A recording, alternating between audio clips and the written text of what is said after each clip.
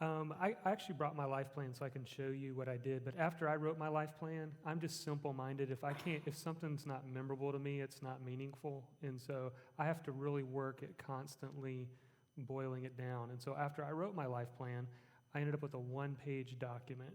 And at the top, and when I looked at it, I took out the specific commitments, which we'll get to.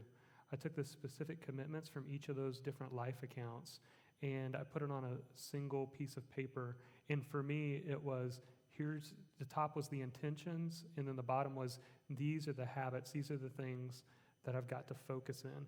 And I actually posted that in my home office, so it's there for me to review. Like, I have 2 kids, like I said earlier. I want to do a date night with each of them, just hanging out with just them once a month. And so I'm like, okay, I need to make sure I get that in the calendar, or it's not going to happen. Same thing with, date night with my wife. And so I'll refer to that one piece of paper that's just got 10 to 14 items that kind of boil down the specific commitments that he'll be talking about, which are actually the habits. The other thing is, and putting Dennis on the spot real quick, is one of the things that he's impressed upon me is that idea of becoming, focus on becoming. Dennis, you want to talk about that? Yeah, I think, you don't decide your future, you kind of decide your habits, and then those habits decide your future. And so if you can become a great person, instead of focusing on say if you're a salesperson, you want to sell $1 million worth of work or $10 million worth of work. Well, what kind of person do I need to become to be able to do that? And you focus on those becomings, and those are really habit-based. And you sort of focus there. The doing kind of takes care of itself. And a lot of us, we just have to be careful that we don't get caught up so much in the goal and that we don't have the capacity to actually do it. So being is always more important than doing.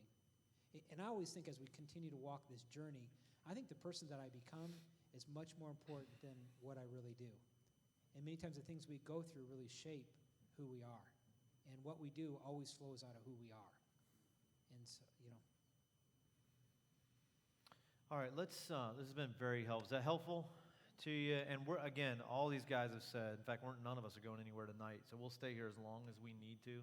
Jonathan Milligan will. We're all going to dinner. Jonathan will stay here as long. Any question you have, Jonathan will be here. Yeah, and wow. We'll get you later. We have a picture of him driving a bus yesterday. This is the funniest thing in the world. You ever want to see?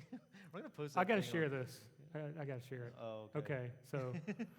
So in the midst of planning for this, Dennis and I wanted to get to the hotel, and of course, you had to pick up Jeff, and it was chaotic. So Dennis drove the church bus to the hotel, and so I'm sitting here, and I'm just, I'm thinking, I don't know, we're talking about life plan. I don't know if I envision this in my future.